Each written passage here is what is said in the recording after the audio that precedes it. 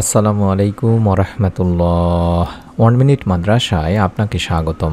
আজ আমি আলোচনা করব ফজর ও মাগরিবের নামাজের পরে শুধুমাত্র 10 বার করে এই ছোট্ট দোয়াগুলো পড়ে আল্লাহ তাআলার কাছে যদি আপনি গায়েব থেকে রিজিক চান, ধন দৌলত চান, টাকা পয়সা চান, আল্লাহ তাআলা ইনশাল্লাহ আপনাকে দান করবেন এবং আপনার সকল গুনাহ আল্লাহ রব্বুল আলামিন মাফ করেই দিবেন। মনের মধ্যে বিশ্বাস নিয়ে ভিডিওটি সম্পূর্ণ দেখুন আমলের উদ্দেশ্যে। প্রত্যেক ফরজ নামাজের পর রাসূল সাল্লাল্লাহু আলাইহি ওয়াসাল্লাম বিভিন্ন ফজিলতপূর্ণ দোয়া পাঠ করতেন। বিশেষ করে ফজর ও মাগরিবের নামাজের পর পাঠ করার মতো অনেক ফজিলতপূর্ণ দোয়া হাদিস শরীফে বর্ণিত হয়েছে। আমি কয়েকটি দোয়া আপনাদের সামনে শিখিয়ে দিচ্ছি, যে দোয়াগুলো অত্যন্ত সহজ, যাতে করে আপনারা প্রত্যেক দিন ফজর এবং মাগরিবের নামাজের পরে পড়তে পারেন। 1 নম্বর দোয়াটি হচ্ছে জাহান্নাম থেকে মুক্তির জন্য আপনারা পড়বেন ফজর ও মাগরিবের নামাজের পর। আর দোয়াটি হচ্ছে আল্লাহুম্মা আজিরনি মিনান নার, আল্লাহুম্মা আজিরনি মিনান নার, আল্লাহুম্মা আজিরনি মিনান নার। এইভাবে অন্তত 7 বার পাঠ করবেন।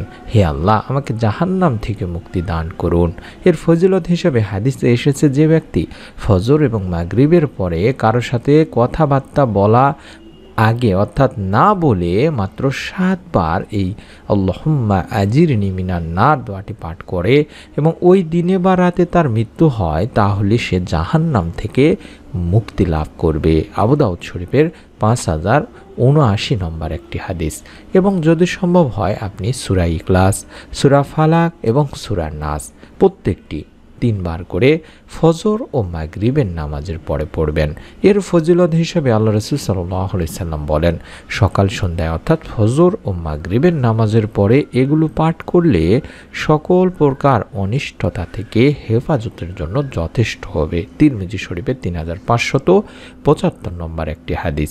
এবং ফজর এবং মাগরিবের নামাজের পরে 3 বার করে পড়বেন রদিতু বিল্লাহি রাব্বাও ওয়া বিল ইসলামি দীনাও ওয়া বিমুহাম্মাদিন নাবিয়্যান।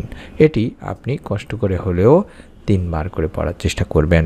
এর অর্থ হচ্ছে, আমি আল্লাহকে রব হিসাবে, ইসলামকে দিন হিসাবে এবং মুহাম্মদ সাল্লাল্লাহু আলাইহি সাল্লামকে নবী হিসেবে পেয়ে সন্তুষ্ট। এরও ফজিলত হিসেবে বলা হয়েছে, আল্লাহ রাসূল সাল্লাল্লাহু আলাইহি সাল্লাম বলেছেন, যেই ব্যক্তি সকাল সন্ধ্যায় অর্থাৎ ফজর এবং মাগরিবের নামাজের পরে 3 বার করে এই ছোট্ট দোয়াটি পাঠ করবে, তাহলে কিয়ামতের দিন আল্লাহ রাব্বুল আলামিন তাকে সন্তুষ্ট করবেন। তিরমিজি, ইবনে মাজাহ, আবু দাউদ শরীফের হাদিস। যদি সম্ভব হয় তাহলে আপনারা বেশি বেশি ইস্তেগফার করার চেষ্টা করবেন এবং আল্লাহ তাআলার কাছে বেশি বেশি আপনারা ক্ষমা চাইবেন। ফজর এবং মাগরিবের নামাজের পরে আমরা সমস্ত দোয়াগুলো বেশি বেশি করার চেষ্টা করে থাকি দিনী ভাই বোনেরা, কারণ এই ফজর এবং মাগরিব হচ্ছে সকাল সন্ধ্যার দোয়া হিসাবে পরিচিত। এই সকাল সন্ধ্যায় আমরা যদি আল্লাহ তাআলার কাছে এমন একটি দোয়ার মাধ্যমে গুনাহ থেকে মাফ চাইতে পারি, তাহলে আল্লাহ আমাদেরকে ইনশাআল্লাহ মাফ করে দিবেন। কষ্ট করে হলেও এই ছোট্ট যে দোয়াটি আমি স্ক্রিনে দেখাচ্ছি, এটি 10 বার পাঠ করবেন। রব্বি ইন্নী যালামতু নাফসি ফাগফিরলি, রব্বি ইন্নী যালামতু নাফসি ফাগফিরলি। এভাবে অন্তত ফজর ও মাগরিবের নামাজের পরে 10 বার পাঠ করবেন। এর অর্থ হচ্ছে, হে আমার রব, নিশ্চয়ই আমি আমার নফসের প্রতি জুলুম করেছি, সুতরাং আপনি আমাকে ক্ষমা করে দিন। সূরা আল কাসাসের একটি দোয়া। এই দোয়ার ফজিলত হিসেবে বলা হয়েছে যে পাপী বান্দাদের আল্লাহ রব্বুল আলামিন আশার বাণী শুনিয়েছেন। বলা হয়েছে, হে আমার বান্দারা, যারা নিজেদের উপর জুলুম করেছো, তোমরা আল্লাহর রহমত থেকে নিরাশ হও না। নিশ্চয়ই আল্লাহ সব গুনাহ মাফ করেন, তিনি ক্ষমাশীল, পরম দয়ালু। এছাড়াও এই দোয়ার ফজিলত হিসেবে হাদিস আল্লাহ রাসূল সাল্লাল্লাহু আলাইহি সাল্লাম বলেন, যদি কেউ গুনাহ করে ফেলে, তারপর পবিত্রতা অর্জন করে 2 রাকাত সালাত আদায় করে আল্লাহ তাআলার কাছে ক্ষমা প্রার্থনা করে, তবে আল্লাহ তাকে ক্ষমা করে দেন। অর্থাৎ আমরা যে দোয়াটি পড়লাম, এই দোয়ার মাধ্যমে যদি আল্লাহ তাআলার কাছে আপনি ক্ষমা চাইতে পারেন, আল্লাহ রাব্বুল আলামিন ইনশাআল্লাহ আপনাকে মাফ করে দিবেন। এবং যারা অভাব অনটনের মধ্যে আছেন, ঋণের মধ্যে আছেন, দারিদ্রতার মধ্যে আছেন, আপনারা অবশ্যই অবশ্যই আমলটি করবেন। হযরত আব্দুল্লাহ ইবনে আব্বাস রাদিয়াল্লাহু তাআলা আনহু বর্ণনা করেছেন, আল্লাহ রাসূল সাল্লাল্লাহু আলাইহি ওয়াসাল্লাম বলেছেন, যে ব্যক্তি নিয়মিত ইস্তেগফার করবে, আল্লাহ তাআলা তার সব সংকট থেকে উত্তরণের পথ বের করে দিবেন, সব দুশ্চিন্তা মিটিয়ে দেবেন এবং অকল্পনীয় উৎস থেকে তার রিজিকের সংস্থান করে দিবেন। আবু দাউদ এবং ইবনে মাজাহ থেকে বর্ণিত হাদিসটি। এবং আপনারা একটি দোয়া আমি স্ক্রিনে দেখাচ্ছি, এই দোয়াটি কম করে হলেও 10 বার পাঠ করবেন। আল্লাহুম্মা ইন্নী আসআলুকাল হুদা ওয়াত তুকা ওয়াল আফাফা ওয়াল গিনা, আল্লাহুম্মা ইন্নী আসআলুকাল হুদা ওয়াত তুকা ওয়াল আফাফা ওয়াল গিনা, এভাবে 10 বার পড়বেন। এই দোয়ার অর্থই হচ্ছে, হে আল্লাহ, আমি আপনার কাছে হেদায়েত কামনা করি এবং আপনার ভয় তথা পরহেজগারি কামনা করি এবং আপনার কাছে সুস্থতা তথা নৈতিক পবিত্রতা কামনা করি এবং সম্পদ তথা সামর্থ্য কামনা করি। মুসলিম শরীফ, তিরমিজি শরীফ, ইবনে মাজাহ এবং মুসনাদ আহমদ শরীফের একটি হাদিস। আপনাদের জন্য আমি কষ্ট করে আরও কিছু কথা বলে দিচ্ছি। যারা অভাবের মধ্যে আছেন, বিশেষ করে রিজিকে বরকত নেই, পরিবারে দারিদ্রতা লেগেই থাকে, ঋণের মধ্যে লেগেই থাকেন, তাদের জন্য আমলটি আমি অবশ্যই মনোযোগ দিয়ে শুনুন। যেভাবে বলছি সেভাবে করবেন। আপনি সারা দিনে কম করে হলেও 100 বার আস্তাগফিরুল্লাহ আস্তাগফিরুল্লাহ আস্তাগফিরুল্লাহ এভাবে পাঠ করবেন। যদি পারেন বাড়ির সকলকেই পাঠ করতে বলবেন প্রত্যেক নামাজগুলোর পরে, বিশেষ করে নফল নামাজগুলোর পরে। এবং মনের মধ্যে এই বিশ্বাস রাখবেন, যেটি হাদিসে রয়েছে, হযরত আব্দুল্লাহ ইবনে মাসউদ রাদিয়াল্লাহু তাআলা আনহু থেকে হাদিসটি বর্ণনা করা হয়েছে, যেখানে আল্লাহ রাসূল সাল্লাল্লাহু আলাইহি সাল্লাম নিজে বলেছেন, যে ব্যক্তি অভাবে পতিত হয় বা অভাবের মধ্যে পড়ে যায়, তারপর সে অভাব দূর করতে মানুষের উপর নির্ভরশীল হয়, মানুষের কাছে চায়, মানুষের কাছে যায়, তাহলে তার অভাব আল্লাহ তাআলা মোচন করেন না।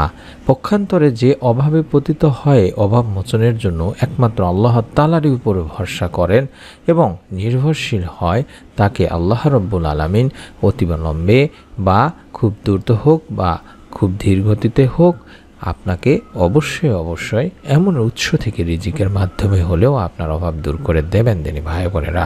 অর্থাৎ আপনি আল্লাহ তাআলার উপর শুধুমাত্র ভরসা করে আপনি রিজিকের সন্ধানে নেমে যান। অভাব থেকে পরিত্রাণের জন্য ধৈর্য হারা হবেন না দিনী ভাই বোনেরা।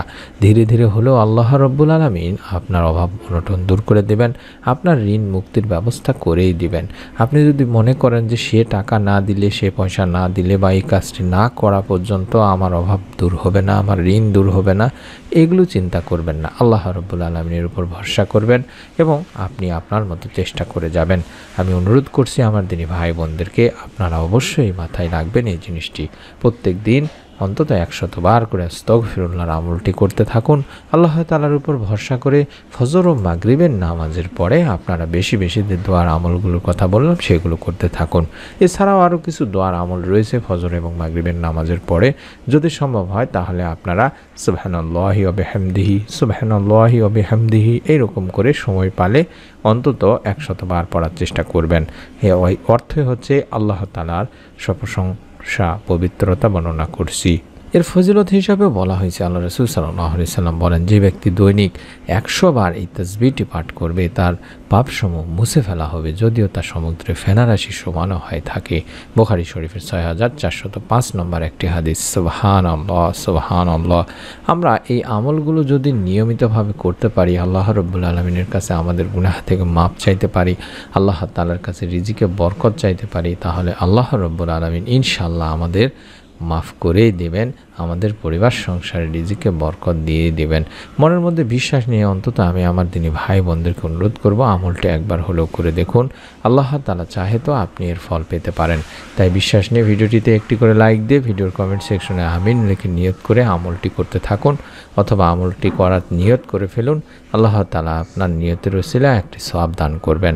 আপনাদের জন্য আমরা ভিডিওগুলো তৈরি করে থাকি কোনো প্রকার হারাম ছবি ছাড়া। আপনি যদি মনে করেন এরকম ভিডিওগুলো আমার ভিতরে দেখবেন, মোবাইলেই পেতে চান, তাহলে আমি স্ক্রিনে যেভাবে দেখাচ্ছি ঠিক সেভাবেই ভিডিওটির নিচে এইভাবে রয়েছে, আপনি সেই সাবস্ক্রাইব লেখাটির উপর একবার চাপ দিন। আমি যেভাবে চাপ দিলাম আপনার ডান পাশে বেল আসবে, বেলে চাপ দিন, ডান উপরে আপনার ওয়ালে চাপ দিয়ে রেখে দেবেন, তাহলে আমাদের ভিডিওগুলো আপনি আপনার মোবাইলে পেতে থাকবেন। সকলে ভালো থাকুন, সুস্থ থাকুন। নতুন ভিডিও দেখার আমন্ত্রণ জানাচ্ছি। আল্লাহ রাব্বুল আলামিন যারা নিয়ত করেছেন কিংবা আমলগুলো করার জন্য মনে মনে ভাবছেন, তাদের নিয়তের ওসিলায় কিংবা যারা ভিডিওটিতে লাইক দিয়ে কমেন্ট সেকশনে আমিন লিখেছেন কিংবা চ্যানেলটি সাবস্ক্রাইব করে রেখেছেন, মনের মধ্যে বিশ্বাস নিয়েছেন আমলটি করবেন, আল্লাহ তাআলা আমলটি করার মাধ্যমে তাদের মনের নেক আশা পূরণ করেই দিন। আমিন। আসসালামু আলাইকুম ওয়া রাহমাতুল্লাহ।